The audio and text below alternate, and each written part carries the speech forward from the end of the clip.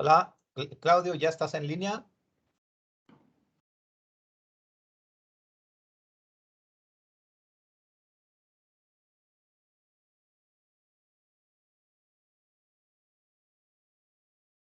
Hola, hola, Claudio, ¿nos escuchas?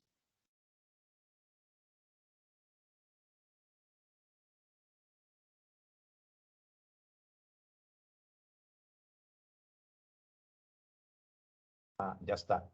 Hola, Claudio, ¿nos escuchas?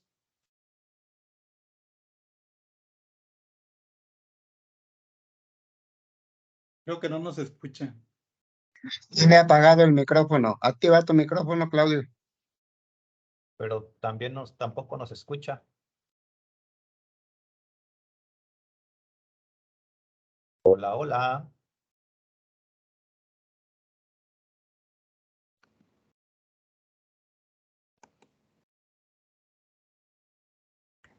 Activo. Hola, Claudio, Hola, profesor Jorge, ¿cómo está? ¿qué tal? No, creo que no nos escuchábamos. No los escuchaba, apenas vi por dónde estaba saliendo el audio. Ok, perfecto. ¿Estás listo o necesitas otros minutitos? Yo creo que ya estamos listos, creo que con esto ya puedo comenzar. Ok, pues voy a leer un poquito nada más para los asistentes una parte de tu reseña que nos quedó pendiente ayer y luego te cedemos la palabra. ¿Te parece? Vale, me parece muy bien. Ok. Entonces, bueno, ayer ya comentamos algo de las cosas que hace Claudio. Claudio también ha trabajado como consultor para varias de las principales editoriales del país en materia de inducción tecnológica en el mundo editorial escolar. Durante la pandemia fue director especialista en temas de gestión tecnológica en el programa Sembrando Vida de la Secretaría del Bienestar en el actual gobierno.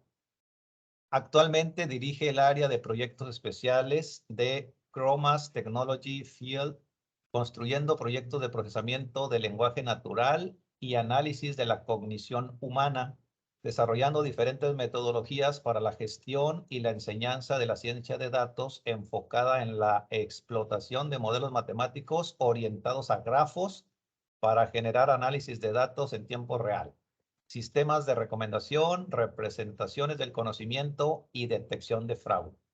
Entonces, para no quitarle mucho tiempo, con eso nos quedamos y te cedemos la palabra. Adelante, Claudio.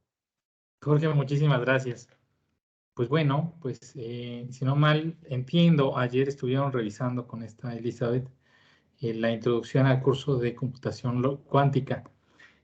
Para redondear un poco lo que queremos hacer en este curso corto, es explicar pues cuáles son las ventajas de la computación cuántica al día de hoy, como las tenemos detectadas y como las tenemos programadas en la agenda, pues, en la agenda internacional, ¿no?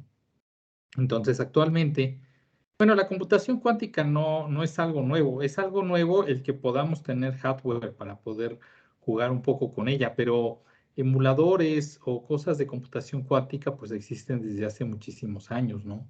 Incluso la teoría de la computación cuántica pues data ya de varias décadas atrás, ya desde hace varias décadas ya sabíamos que se iba a poder hacer cosas muy interesantes con la computación cuántica y justamente eso es lo que vamos a tratar de platicar un poquito en este curso. En particular, vamos a tratar de mostrarles cómo, pues actualmente hay un algoritmo muy famoso, el algoritmo de RCA, que es el algoritmo mediante el cual ustedes pueden hacer transacciones seguras en Internet.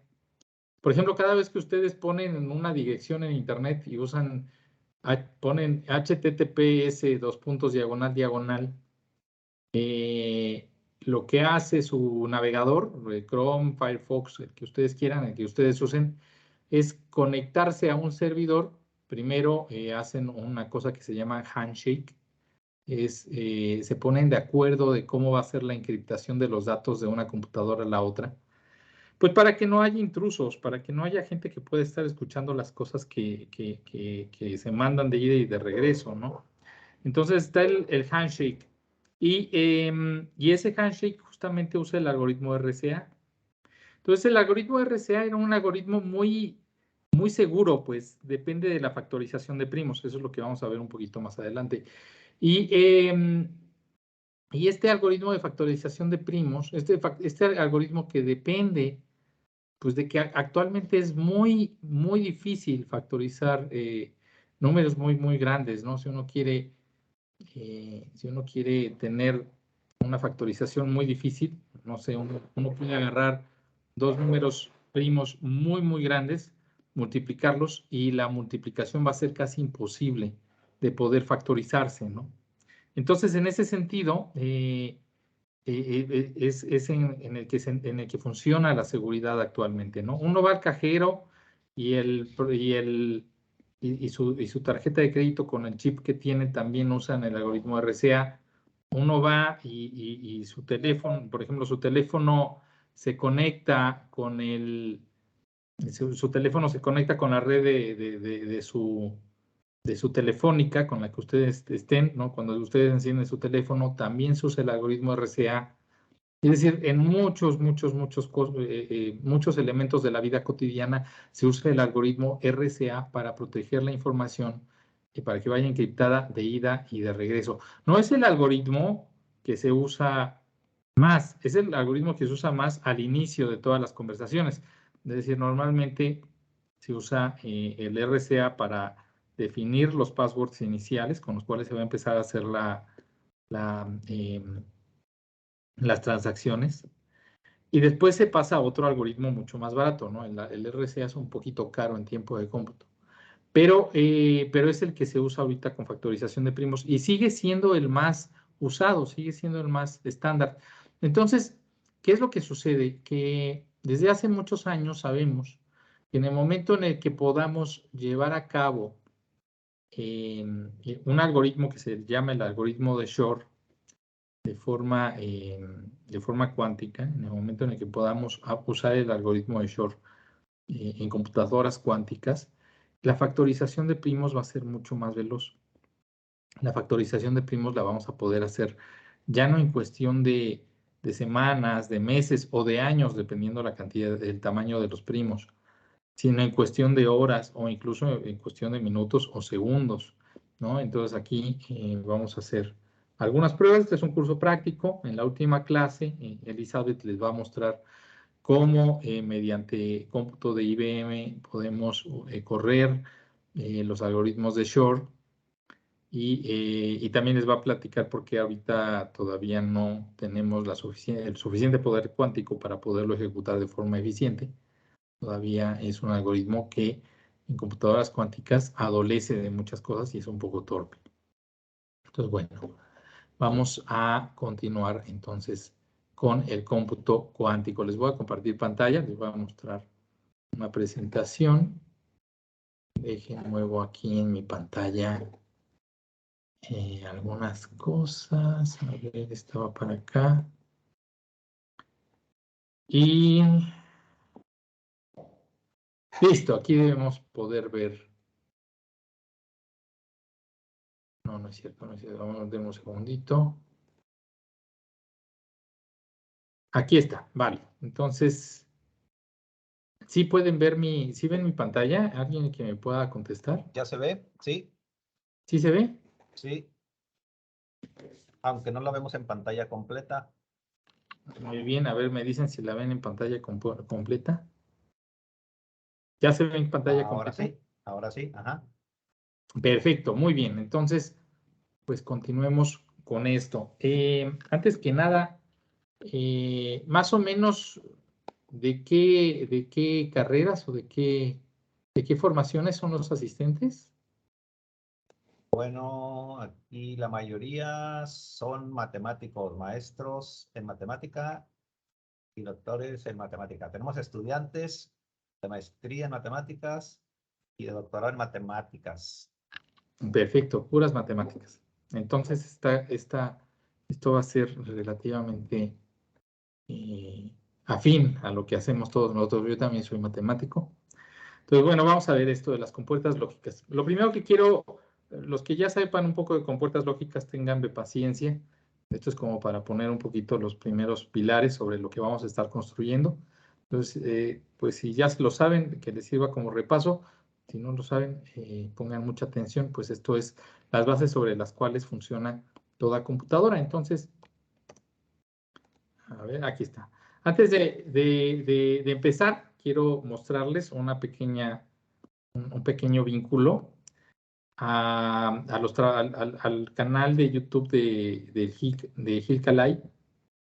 Este Gil Calay es un científico de la computación bastante prominente, y él en particular dice que el cómputo cuántico es imposible. Es decir, a pesar de que en la actualidad empieza a haber algunos avances en cuanto a computadoras cuánticas y que se habla de la supremacía cuántica y que pronto vamos a poder hacer cosas muy sorprendentes con cómputo cuántico, Gil Calay mantiene y sostiene que esto es una fantasía, que el cómputo cuántico siempre va a estar lleno de demasiado ruido para tomar las mediciones, y de que nunca vamos a llegar a tener computadoras cuánticas como lo que prometen las grandes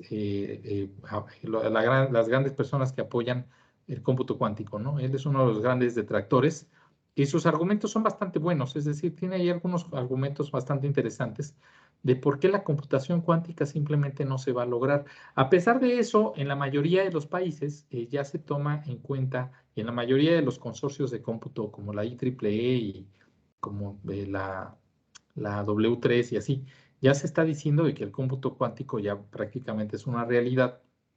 Pues bueno, esto no es del todo cierto. Hay varias personas teóricamente muy sólidas que dicen que el cómputo cuántico nunca va a llegar, ¿no? Entonces, les recomiendo que vean los trabajos de Gil Calay y le echen un ojo a sus entrevistas en YouTube para que vean lo que está sucediendo y cómo la discusión no es tan optimista como uno cree. Puede ser que nunca logremos el cómputo cuántico como nos lo imaginamos, pero si se llega a lograr, entonces vamos atrasados en la agenda. Ya Google mandó una alerta, ya como un comunicado oficial de parte de Google hacia la W3 y hacia la IEEE, de que o ponemos ya algoritmos que sustituyan al RSA ya para poder estar protegidos para cuando la computación cuántica sea más accesible.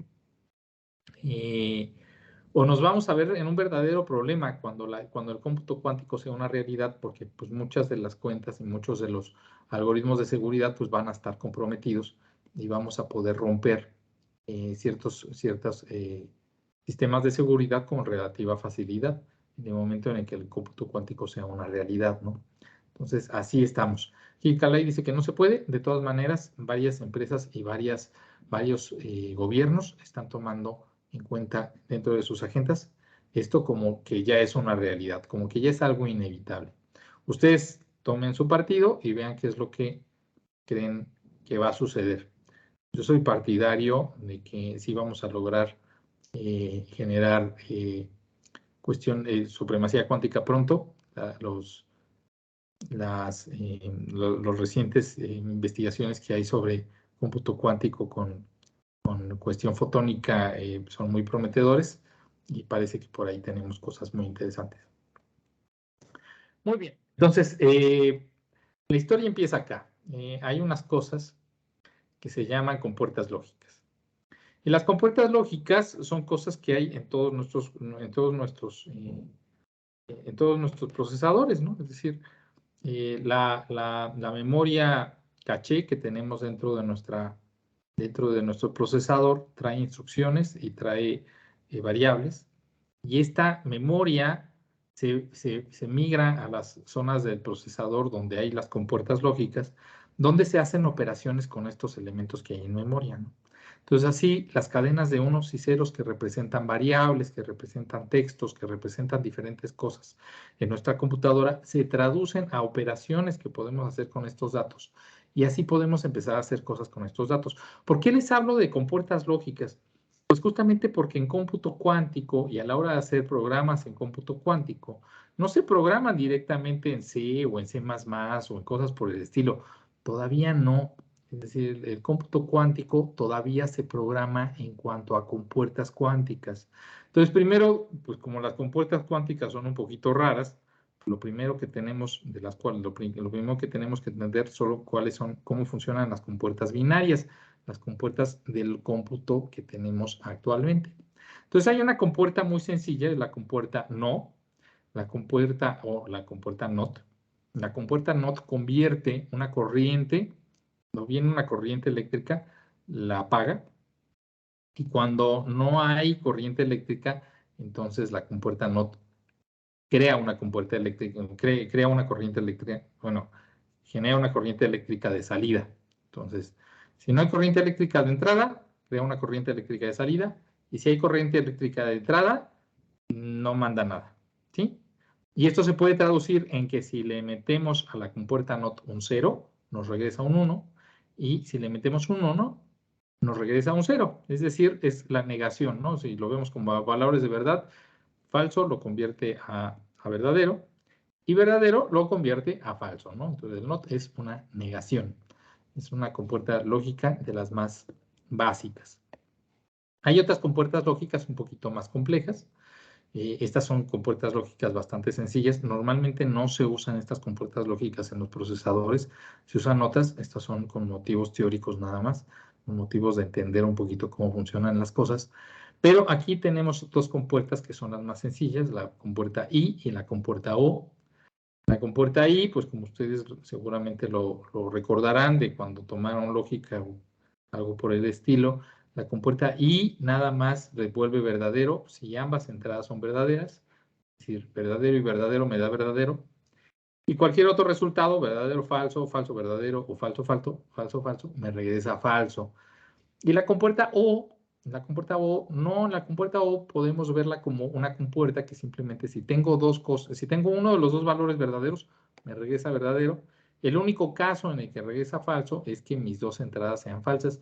La compuerta O la puedo ver como que simplemente como cables que anudo, ¿no? Es decir, aquí tengo corriente y la anudo, aquí adentro, anudo los dos cables y saco una salida, ¿no? Del nudo.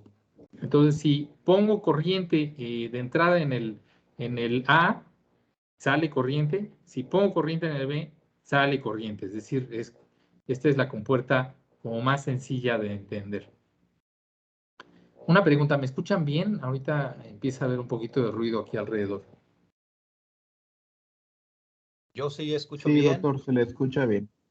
Muy bien. Si por alguna razón no me escuchan o tienen alguna duda, me pueden detener en cualquier momento y hacemos una pequeña pausa y continuamos, ¿no?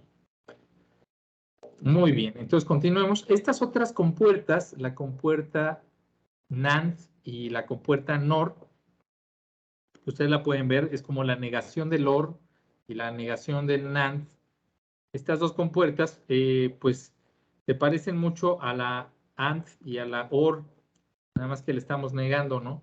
Estas dos compuertas son más de uso más general, se pueden encontrar más comúnmente dentro del cómputo normal, del cómputo que hay dentro de los chips, junto con el XOR y junto con el XOR y NOR son las que más se usan. Aquí no tengo la XOR, a ver si tengo la XOR, no. Nada más les ilustré la NAND y la NOR como composición de compuertas lógicas, ¿no? Esta podría ser la composición de no y OR, y esta podría ser la composición de AND y la negación, ¿no? Del AND. Muy bien, continuamos. Bueno, usando compuertas lógicas, puedo aquí irlas anidando y así puedo ir construyendo funciones dentro de mi circuitería. Es decir, por ejemplo, dentro de la arquitectura 8086 o dentro de la arquitectura ARM o dentro de los diferentes chips que hay, dentro de las diferentes arquitecturas de chips que hay en el mercado, pues puedo encontrar pequeños arreglos. A ver, profesor Gamaliel, creo que tiene su micrófono abierto. Muchas gracias. Entonces, aquí podemos ver, este es un circuito. Estas salidas son tierra. y estas son corrientes. Entonces, por ejemplo, aquí yo meto un número, el A1 y el A0. Es un número de dos dígitos, binario, ¿no? Entonces puedo meter 1, puedo meter 10, que sería el 2, puedo meter 11, que sería el 3, nada más puedo meter 0, 1, 2 y 3, aquí con A1 y con A2, perdón, con A1 y con A0. Y aquí meto otro número más. Puedo meter el 1, puedo meter el 0, puedo meter el 10, que es el 2, y puedo meter el 11, que es el 3 en binario.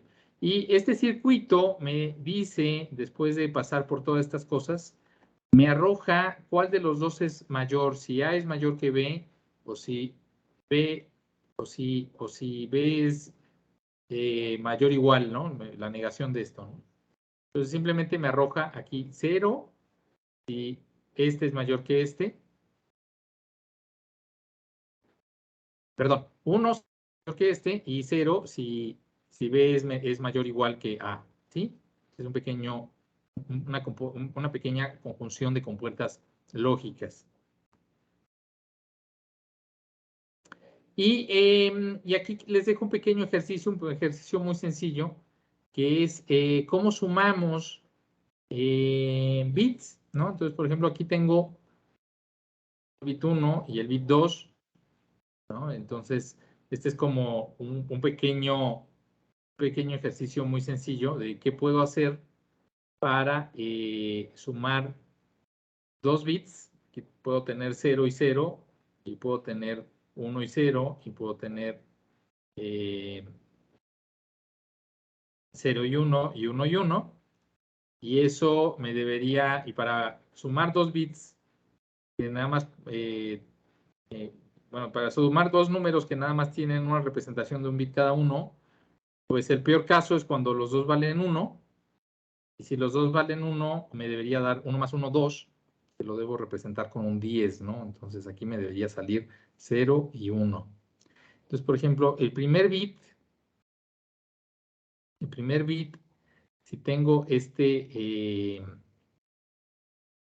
a ver, el segundo bit es el sencillo, ¿no? Este segundo bit, que es el de las decenas, o en binario, nada.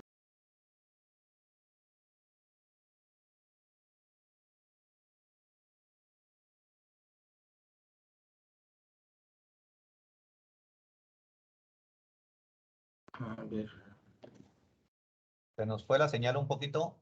Bueno, yo no te A escuché. ver, ahí me escuchan de nuevo. Así es. Perfecto, sí, aquí me apareció un mensajito de que no, parecía que había problemas con la conexión, pero ya me escuchan, ¿verdad? Ya, ya. Perfecto, continuemos entonces. Muy bien, entonces, otra vez. Aquí en las entradas tengo dos números que puedo representar con un bit cada uno. Entonces no hay muchos números que puedo representar el 1 y el 0 en el bit 1, y puedo representar el 1 y el 0 en el bit 2, ¿no?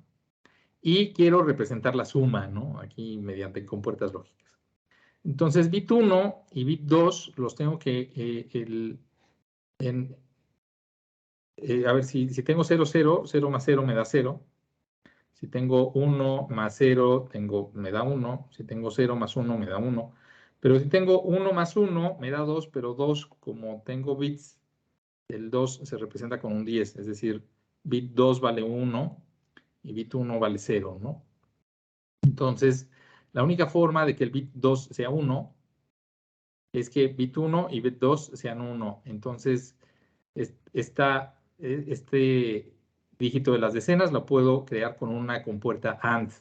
Pues conecto, aquí no tengo pizarra, me van a disculpar, pero el bit 1 y el bit 2 los conectaría a la compuerta AND para generar el bit 2, ¿no? Y el bit 1,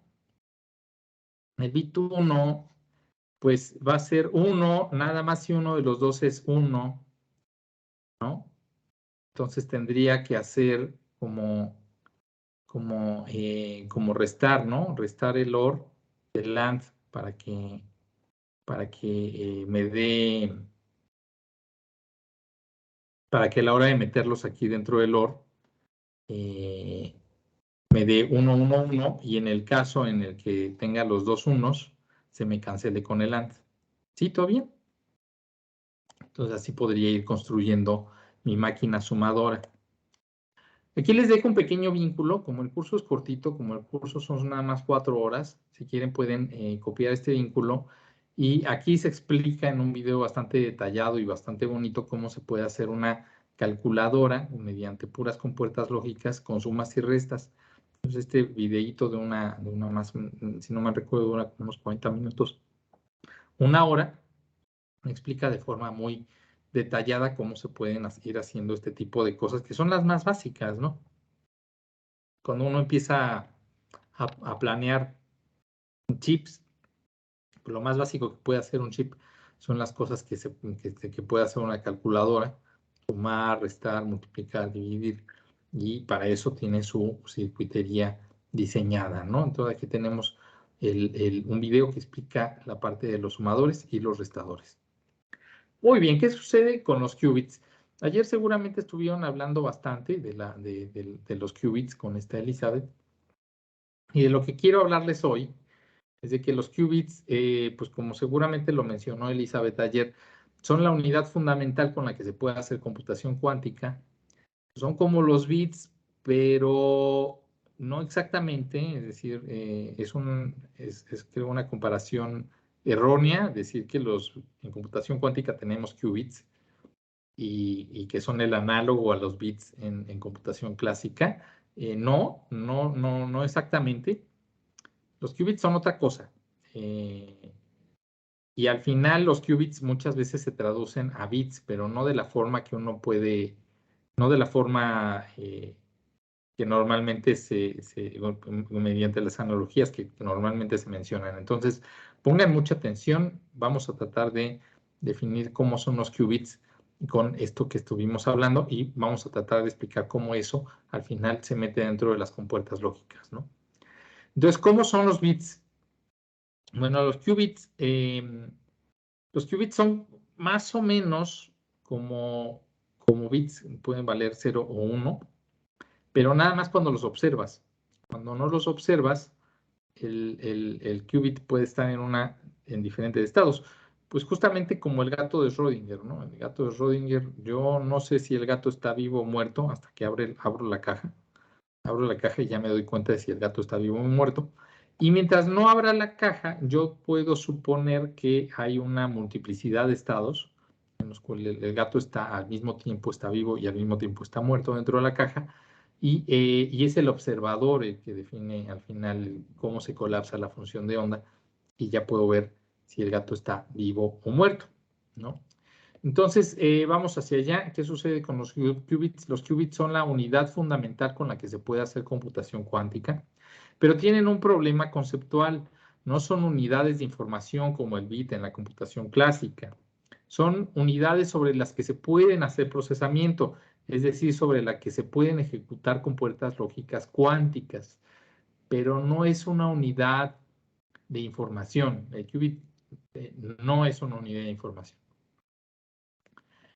Bien, así que vamos a comenzar un poquito con la idea del qubit. Un qubit tiene 2 estados posibles, ¿no? Tiene el estado 0, que vamos a denotarlo así como pipe 0, y tiene el estado 1, que vamos a denotar de esta otra forma, como pipe 1 y como bracket.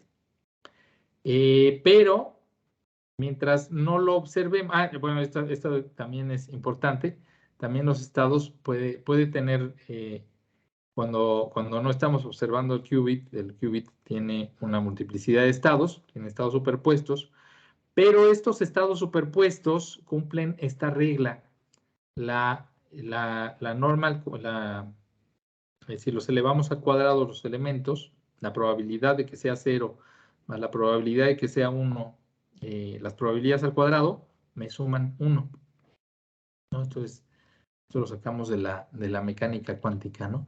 Así que tiene infinitos estados. Este es el asunto. Mientras no observemos al qubit, tiene infinitos estados, dadas por las combinaciones lineales del estado 0 y el estado 1, tomando en cuenta que a cuadrada más b cuadrada me dan 1. Pero Si abrimos la caja, es decir, si observamos qué es lo que pasa con el qubit, la función de onda se colapsa y entonces solo vemos a un 0 o a un 1. ¿Sí? Y aquí es donde uno se queja, ¿no? Uno dice, pero entonces, ¿qué? ¿Para qué me sirve esto, caray? ¿Para qué sirve esto de la computación cuántica? ¿Para qué me sirve que esté en una multiplicidad de estados infinita, que pueda tener A y B probabilidades infinitas, si no las puedo ver? ¿No? Si cuando abro la caja, lo único que veo es lo mismo que vería con un bit normal y común y corriente, ¿no? Solo que no lo puedo ver directamente.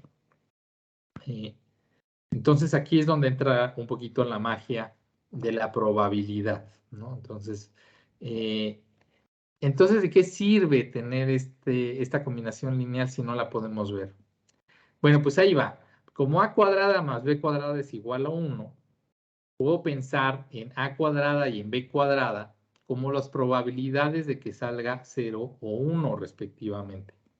Así, si un sistema me arroja como resultado teórico 0 por el estado 0, más 1 por el estado 1, sé que al observar el qubit, este siempre colapsará en el 1.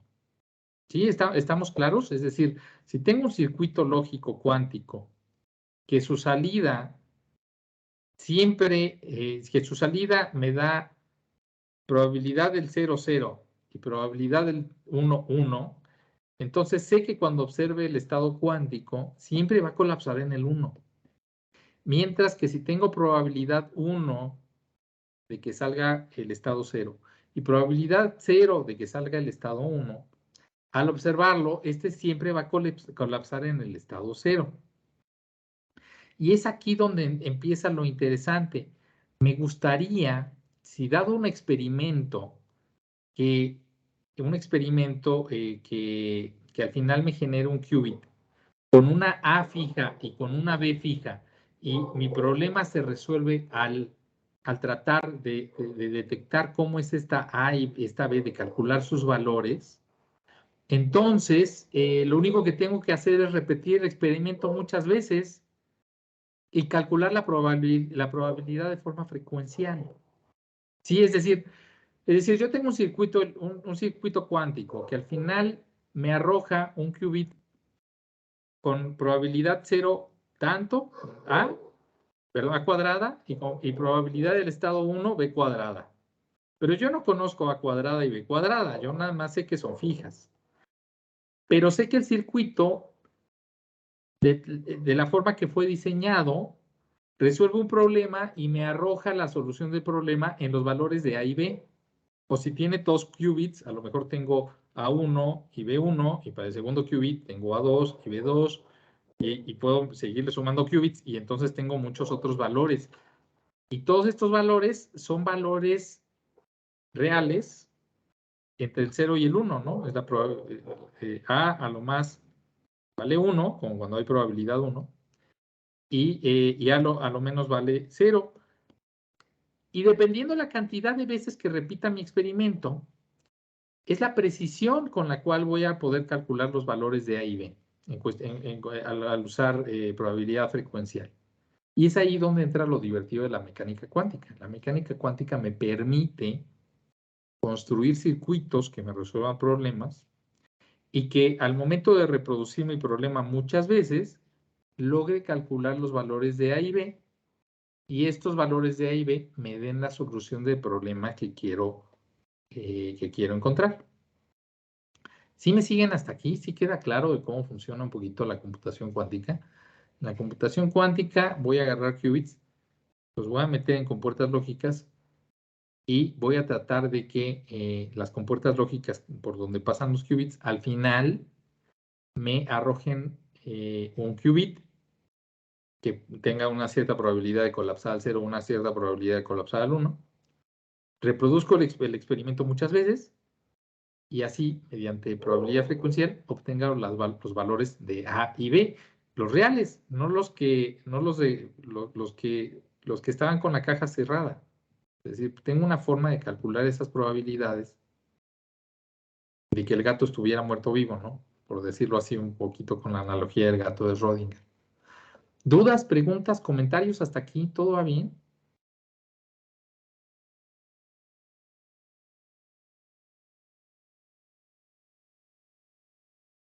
Supongo que sí, porque no escucho ningún comentario.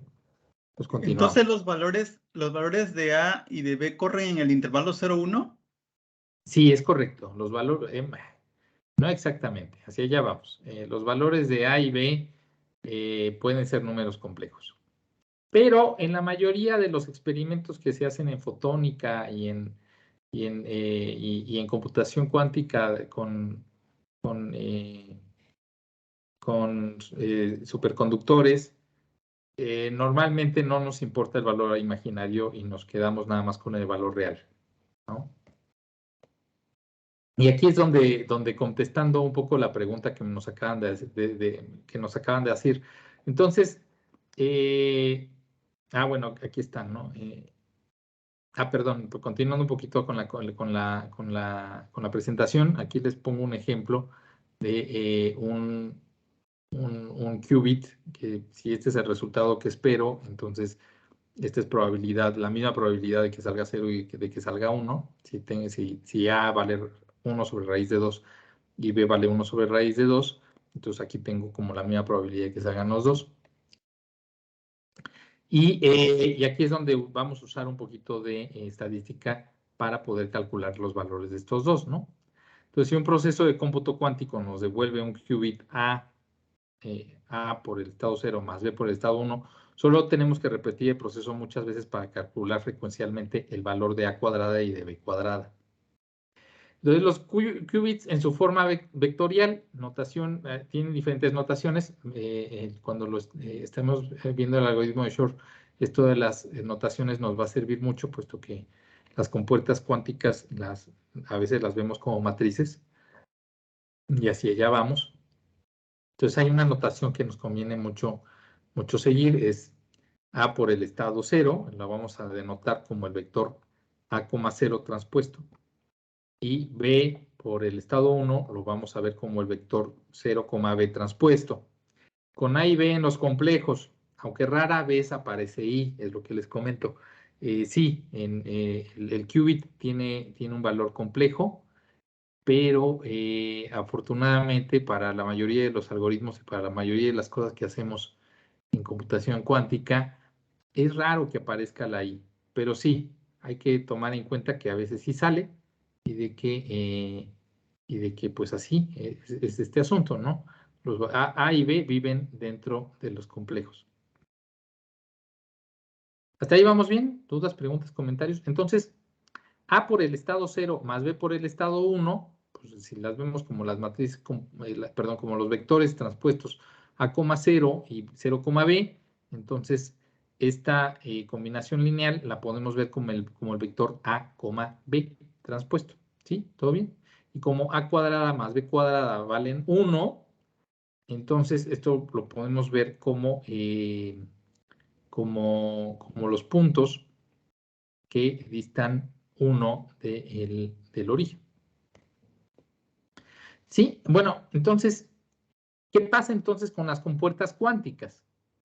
Al ver que los qubits como vectores al ver a los qubits como vectores, pues resulta natural pensar a las compuertas cuánticas como matrices unitarias. Es decir, tengo un qubit que pues, puede estar en cualquier estado y lo voy a empezar a hacer transformaciones lineales sobre ese qubit que me mantengan los valores de A y B todavía válidos, es decir, que A cuadrada más B cuadrada siga dando 1. Hay muchas compuertas cuánticas que no tienen un análogo directo con las compuertas clásicas, es decir, la compuerta NOT, la AND y la NOR y la OR de la computación clásica las vamos a olvidar un poquito y vamos a tratar de empezar a entender las compuertas cuánticas, las más famosas, y vamos a ver una compuerta cuántica que es la que vamos a estar usando más, que es la compuerta Hadamard. Y la compuerta Hadamard, aquí tiene su expresión. La compuerta Hadamard se puede ver como esta matriz, la 1, 1, 1 menos 1, multiplicada por 1 sobre raíz de 2, para que siga conservando la propiedad de que A cuadrada más B cuadrada después de la transformación vale 1. Y esta compuerta Hadamard se puede crear en diferentes circuitos cuánticos, sobre todo creo que esta sí se puede generar con los dos sistemas de computación cuántica, tanto con la fotónica como la de superconductores, y es una de las compuertas que vamos a estar usando más. Muy bien. Aquí termino mi exposición del día de hoy, y el día de mañana, o el jueves, no estoy muy seguro cuándo continúa la siguiente sesión, vamos a ver vamos a repasar cómo es el algoritmo RCA clásico, cómo funciona, para que en la última clase usemos la compuerta Hadamard y otras compuertas que veremos más para lograr romper el algoritmo RCA, ¿no? Y vamos a hacer una pequeña práctica, es decir, sí vamos a hacer un pequeño ejemplo, vamos a usar vamos a encriptar unas cosas con RCA y vamos a desencriptarlas rompiendo el algoritmo usando cómputo cuántico. Todavía con primos muy chiquitos, no podemos usar primos muy grandes, pero la velocidad es bastante interesante. Con cómputo cuántico se pueden hacer cosas de este estilo bastante rápidas. ¿Dudas, preguntas, comentarios?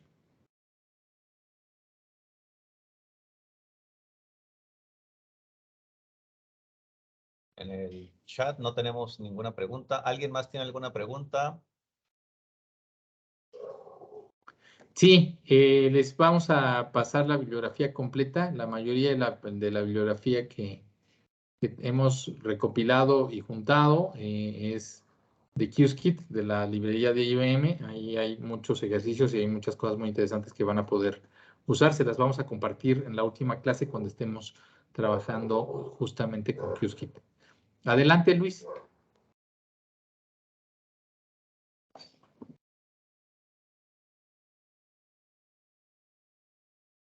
A ver, Luis tiene la mano levantada, pero no sé cómo escucharlo. Disculpe, maestro, no había activado el micrófono. ¿Ya me escucha? Sí, ya. Gracias. Gracias. Le pregunto sobre los dispositivos o aplicaciones más bien que utilizan el llamado cifrado de extremo a extremo. ¿Ese tipo de cifrado también se puede realizar vía computación cuántica o funciona de manera diferente, maestro?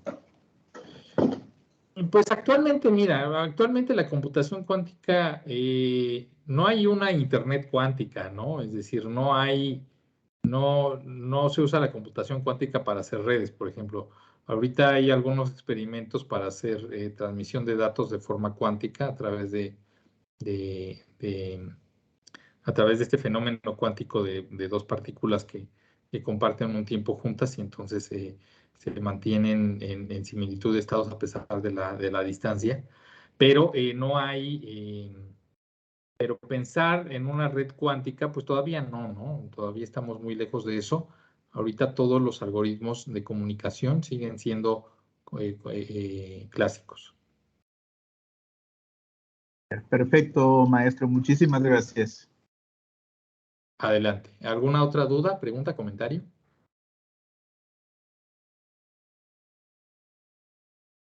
Una curiosidad nada más para los que asistentes que estén interesados para hacer la práctica el que sería el último día. ¿Será que pudieras hacer alguna recomendación? No tengo mucha idea qué tantos vayan a querer hacer la práctica, así como que pues realizarla, pues. ¿Podrías dar alguna recomendación, aparte de que hay que tener instaladas las cosas que dijiste? O sea, alguna recomendación de dónde bajarla, cómo bajarla, en qué tener cuidado, algo por el estilo. Pues no hay mayor problema, es decir, nada más hay que tener Anaconda instalado y la librería de Qiskit de IBM, que es gratuita y que se puede instalar mediante el pip install. Con esas dos cosas es más que suficiente para poder realizar la práctica. Mañana vamos a estar trabajando en un cuaderno de Python y sin mayor problema, con un cuaderno de Python completamente normal. y ya en la última clase ya estaremos usando Qiskit. Ok. Ok. Sí, no hay mayor problema. Ok, pues si no hay más preguntas, te agradecemos, Claudio, por esta segunda sesión. Y el día de mañana no tenemos actividad en cuanto al curso. Retornaríamos el jueves y el viernes. Muy bien, el jueves entonces nos vemos. Ok, muchas gracias a ti y muchas gracias a todos los asistentes. Nos estamos viendo. Muchas gracias, que la pasen muy bien. Hasta luego. Hasta luego. Excelente tarde a todos.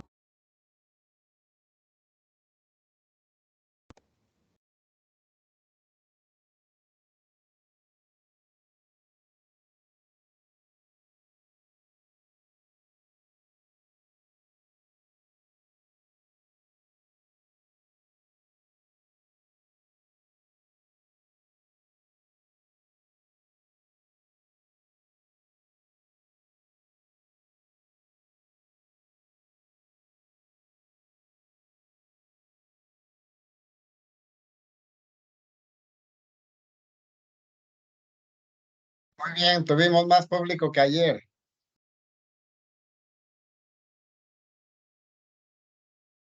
Así es, Justino. Hasta luego, buenas tardes a todos.